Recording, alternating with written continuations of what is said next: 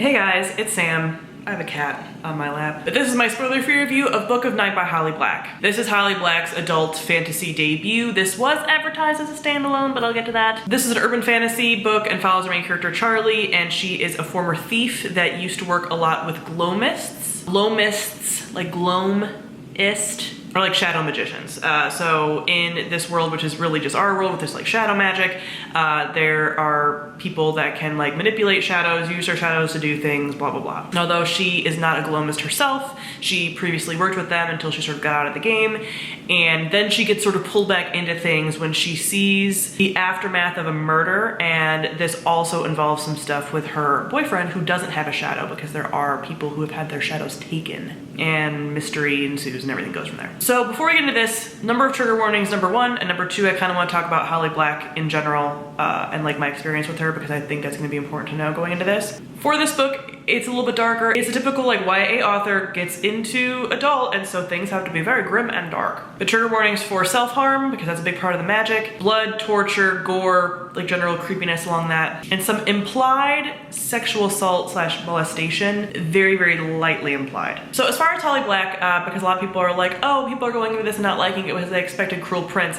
I have only read the Cruel Prince series by her, and I only liked the second book in that series. So I went into this with really no expectations. So first off, we'll talk about the world building. Like I mentioned, there is this like shadow magic, which is really cool and has a lot of potential. However, I will say that one thing that I have a problem with Holly Black is I find her worlds to be incredibly underdeveloped, but have a ton of potential. She has a tendency to not really describe things, or she'll like describe certain things in a lot of detail, and then important stuff like not at all. She drops a lot of stuff in there and then doesn't connect the threads.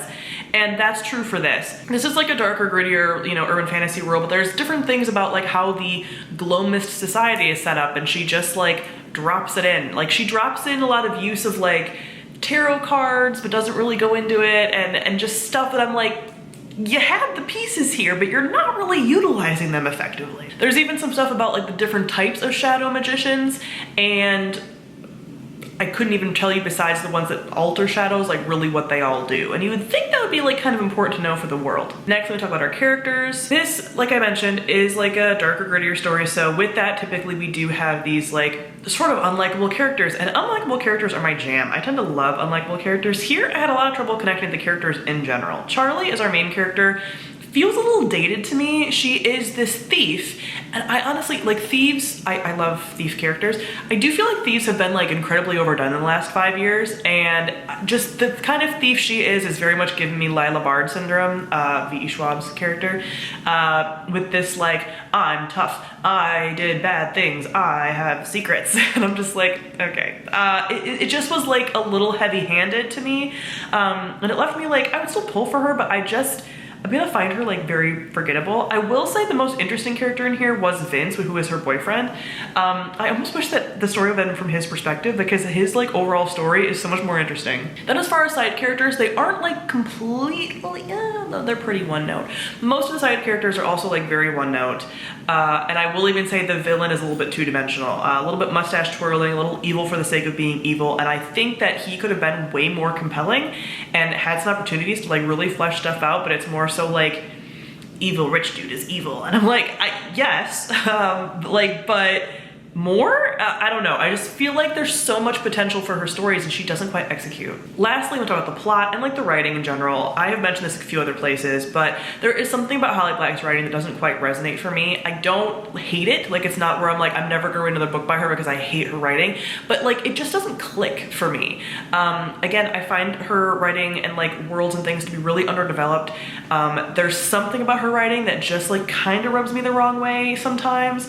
It takes me a little bit to like get into it. I also felt like the pacing of this, for being such a short book, it's only a little over 300 pages, is really, really slow at the beginning. And it's like, why are you taking so long to get to the point?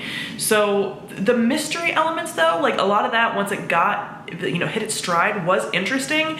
But again, I feel like not quite as like fleshed out. I almost feel like she should almost make her books longer, which I very rarely say, but like, I almost feel like making her books so short is what makes the writing feel so almost like stunted. So the mystery elements were pretty interesting, but there were also some things that like I did predict kind of, which isn't necessarily a bad thing. I think having some decent foreshadowing is a good thing.